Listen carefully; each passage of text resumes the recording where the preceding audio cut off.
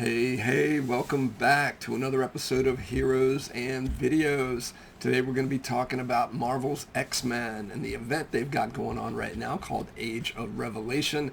I'm going to look at some books I've picked up over the last few weeks, give you my opinions on them. At the end of the video, I will be talking about a book. A couple of these books really hit different for me. They weren't at all what I was expecting.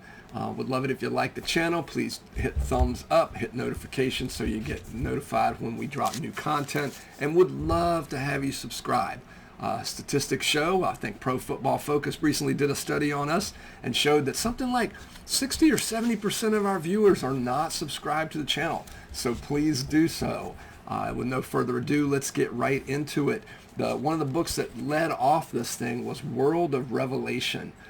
You'll see the character there in the middle holding the globe, or the symbol of the globe, I guess, representation of the globe, is Doug Ramsey, who used to be Douglock, or Cypher, I think was his name when he was introduced in New Mutants years and years ago. He is the heir of Apocalypse, and you'll see Apocalypse in the background there, as well as a couple of other characters, Wolverine, Scott Summers, and Danny Moonstar. In previous videos, I've talked about how, at least initially, I thought that the central theme or the central idea in this book was that the consciousness of today's Scott Summers and Hank McCoy were shot forward or brought forward in time to 10 years from now. And so I thought that was going to be the whole hook, or the general hook of this whole book or this whole event.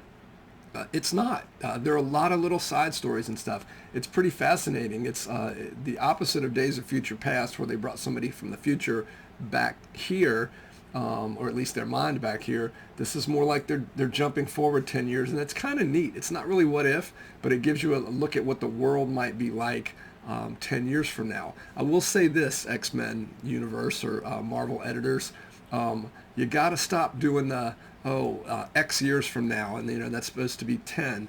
Marvel played with this a little bit, I think, under Jonathan Hickman too, or some of those events, like whether Weapon X was really Weapon 10 way back with Grant Morrison, or whether it was Powers of X or House of 10, or Powers of 10 and House of X, that kind of stuff. You guys keep messing around with the X as a Roman numeral as for 10, as opposed to X as in X-Men or Extraordinary Powers. I'm going to start calling them the 10 Men. Yeah, if you want to keep playing that card. I'm really enjoying the X-Men books since the revamp. I liked them with the Krakoa stuff too, but since they've redone it, both of those main titles, Uncanny and regular X-Men, have really been good. I think I've mentioned that a number of times on the channel. But Marvel, you got to stop swapping out that X and saying it's a Roman numeral 10, or straight up, I'm going to start calling them the 10 Men. So your move, Marvel.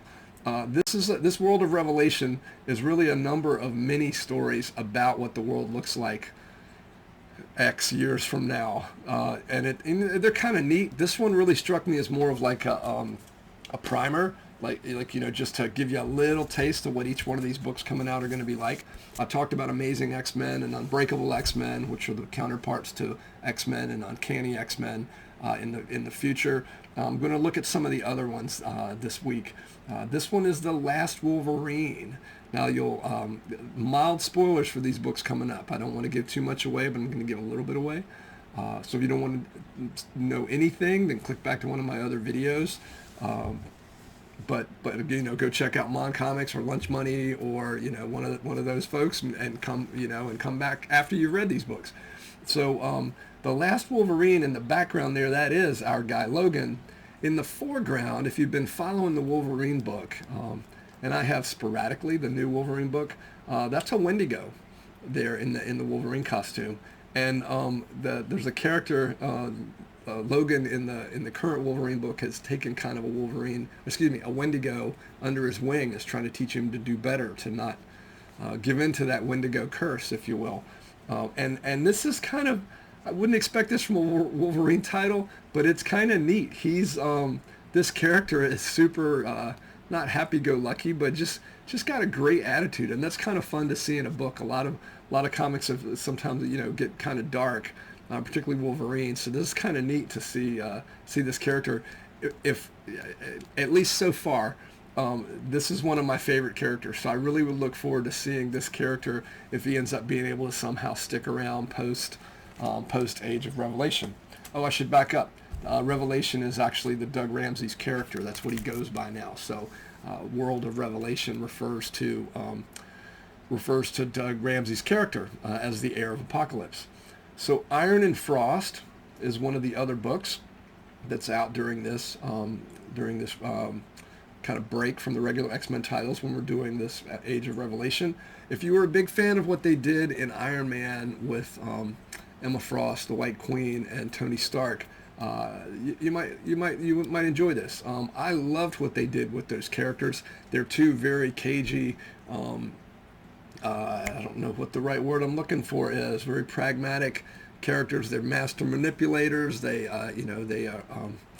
a lot more alike than they are different. And so I really enjoyed that Iron Man storyline where they had kind of a fake marriage, or was it? And the characters seemed to genuinely feel for each other. This plays that up a little bit. And again, these titles do take place X number of years from now, presumably 10 years from now. But great cover, great book. Next up, speaking of great covers, one of my favorite characters, particularly visually, is the Vision. This is the X-Avengers. This is a variant cover for that. I mentioned Danny Moonstar earlier. She is the current holder in the future, in this Revelation future, of Captain America's shield, and she leads the Avengers, who are for the most part now also mutants. And so this was just an awesome cover. I love Vision covers where there's an emotion going on, like the Neil Young one, where not Neil Young, sorry Neil, rest in peace. Actually, I should back up. I really don't know. Neil Young might be alive, and for all I know, he's watching this video. So sorry, Neil, big fan. But I was thinking Neil Adams, rest in peace. That cover where he's punching down on somebody, I think in the mid '90s of the Avengers books. This has got that same kind of emotion-filled visual there. You can see there's something techno-organic going on there. I'll give you a little clue. But just a great cover, good book. If you're curious about these books, or like what if books, where hey, wonder if we had a different group of Avengers, or where the Avengers might be 10 years from now. That book would be a good read. Next up, X-Men Book of Revelation, with just awesome variant cover here, with what looks to be Kitty Pryde there. This one's pretty good too. This is the story of a little girl who's a little in over her head with Revelation, and being one of the I think they call them choristers. I don't know if I'm saying that properly, but kind of like Apocalypse used to have his acolytes or whatever, his generals. I don't know what the right word is for it. But there's a little girl in this book, and this is kind of her story, but it's really good. It's thoughtful, and it's a great story, and I'm a sucker for a great cover, so that's another great cover. I'm also a sucker for a great character, and my favorite is Spider-Man. And so, believe it or not, we've got radioactive Spider-Man, which might be redundant. I mean, the spider was radioactive after all. You'll notice he's got a couple of extra appendages there, shades of Amazing Spider-Man 100. Oh, I wish for the background color here I had thought to put out a Amazing Spider-Man 100, because that, the one where he wakes up with the 6 arms, 50-plus-year-old spoiler. That'd have been a good thing to put behind me. Sorry, just thinking of it now. But this is good. It's, Pete is still one of the greatest characters in all of comics, all of literature, I would say. And this has some of that in his background. He is, as you can tell, mutated. I mentioned the X-Avengers earlier, but that's a pretty good read. And then the last book we're going to talk about is one that really surprised me. It's not at all what I expected. This is Binary. As you can tell from that cover, Carol Danvers there. And well, maybe you can't tell from this cover. This is also a variant cover. It must be variant cover week on Heroes and Videos. But Binary, or Carol Danvers, is the currently possessed by Phoenix, as she is the owner of the Phoenix Force in this book, which takes place, as we mentioned, X years from now, or 10 years from now. And I've been following. I read the latest Phoenix issues, the latest Phoenix comic, and it was really good. It's very cosmic, and they wrapped it up. I was enjoying that book. When I saw Binary was going to be the holder of the Phoenix Force, and big Captain Marvel fan, I picked up her last series or two. I was expecting something super cosmic. Mild spoilers here, but I completely, if you were expecting big time awesome cosmic storyline, that is not this, and I'm here for it. It was this is more, how do I encapsulate this? This is a story about security and safety over freedom and liberty, and and whether or not it's okay to keep people subdued. Is that the right word? To keep people to infringe upon their rights for their own safety. So I was not expecting that from this book, but I'm really loving it. It's a great story, and I just love the fact that it's not at all what I expected. So high marks for Binary, and a number of these books are really, really good.